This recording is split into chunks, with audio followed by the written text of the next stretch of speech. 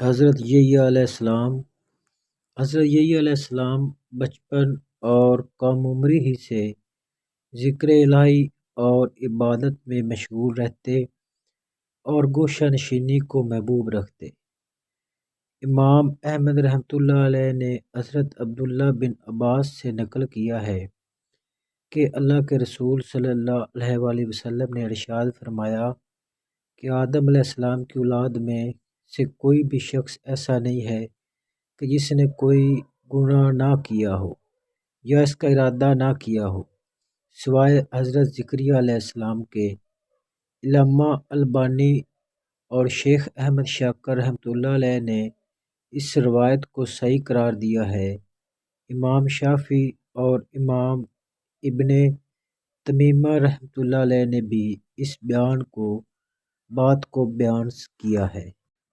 حضرت زکریا علیہ السلام کی شہادت کے بعد حضرت یحییٰ علیہ السلام زیادہ وقت مسجد میں گزارتے اور صرف عبادت وغیرہ میں مشغول رہتے، اور جب کوئی شخص بنی اسرائیل میں سے کوئی مسئلہ دریافت کرنے آتا تو بیان کر دیا کرتے۔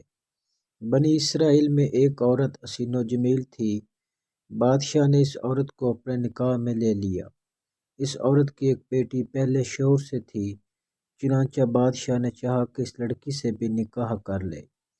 ملکہ اس بات کے لیے راضی ہوگی اور باقی تمام بنی اسرائیل بھی اس بات پر متفق تھے کہ ایسی حسن و جمال رکھنے والی عورت بادشاہ کے ساتھ ہی بیاہی جا سکتی ہے۔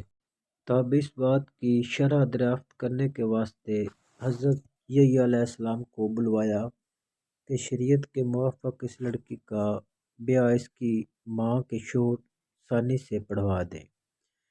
چنانچہ جب آپ کو خبر دی گئی تو حضرت یحییٰ علیہ السلام نے فرمایا کہ اس لڑکی کا نکاح بادشاہ سے جائز نہیں ہے اور یہ خلاف شرع ہے۔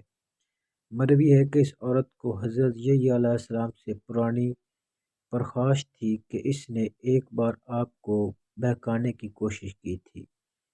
تب حضرت یحییٰ علیہ السلام نے باوجود اس کے حسن و جمال کے اس کی خواہش کو رد کر دیا کہ یہ گناہ کبیرہ تھا۔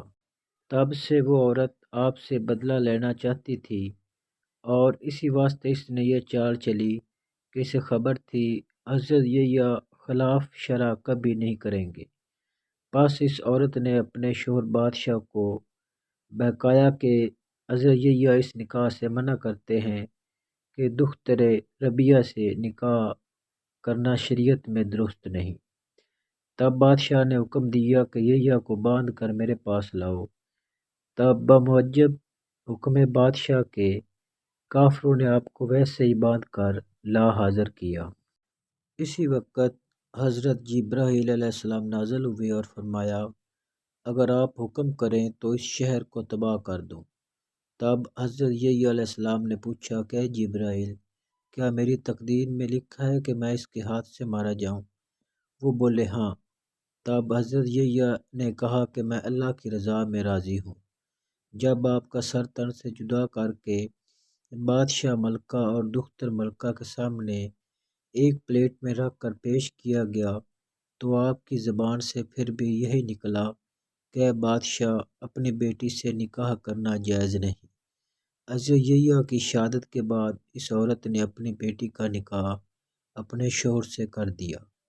تب ان دو گناہوں کے سبب اللہ نے ان پر ایک لشکر عالی شان بصورت قہر اتارا، جنہوں نے بادشاہ کو قتل کر دیا اور مال مغلاق تباہ کر دیا، اور دونوں عورتوں اور بہت سے لوگوں کو بندی بنا لیا، اور کچھ عرصہ قید کی صحبتیں جھیلنے کے بعد دونوں کی موت بہت برے حال میں ہوئی۔ اور ایک دوسری روایت میں ہے کہ بنی اسرائیل کے بادشاہ نے غصے کی حالت میں یا کسی دوسری وجہ سے اپنی بیوی یعنی ملکہ کو طلاق دے دی۔ جب اس کا غصہ اترا تو اسے اس بات کا احساس ہوا کہ اس نے کیا کر دیا۔ تب چاہا کہ ملکہ سے وہ دوبارہ رجوع کرے۔ پس اس کی شرح جاننے کے لیے اپنے بندوں کو حضرت یحییٰ علیہ السلام کے پاس بھیجا تو انہوں نے فرمایا کہ بنا حلالہ کے دوبارہ رجوع کرنا حرام ہے۔ جب بادشاہ اور ملکہ نے یہ سنا تو بہت غصہ ہوئے کہ حضرت یحییٰ علیہ السلام نے ملکہ کے بارے میں ایسا کہا۔ تابی نے باندھ کر منگوایا اور تلوار سے آپ کی گردن کاٹ کر شہید کر دیا۔ جب آپ شہید ہوئے تو آپ کی گردن پلیٹ میں رکھ کر ملکہ کی خدمت میں بھیجی۔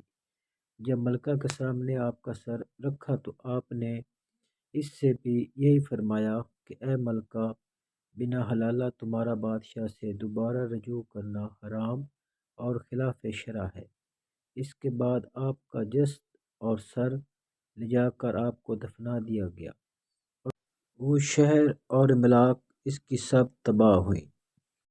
القصہ: جب حضرت یحییٰ علیہ السلام کو شہید کیا گیا تو فرشتوں نے یہ حال دیکھ کر عرض کی، الہی، یحییٰ نے ایسا کیا جرم کیا تھا جو اس طرح شہید کیے گئے؟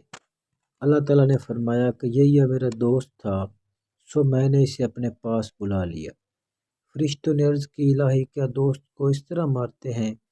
فرمایا، میری خلق میں مشہور ہے کہ دشمن کو مار دو، دوست کو بچا لو، کہ دشمن سے ضرور ضرر پہنچنے کا ڈر رہتا ہے اور دوست سے نفع ملتا ہے، لیکن میں نے اپنے دوست کو مار کر دشمن کو بچا لیا، اور ایسا اس سبب سے کہ میں خدا ہوں سارے جہان کا، اور میری مخلوق کو معلوم ہو سکے کہ نہ دوست سے مجھ کو نفع کی تمنا ہے نہ دشمن سے کسی ضرر پہنچنے کا خوف، بس میں جیسا چاہتا ہوں کرتا ہوں، واللہ اعلم بالصواب۔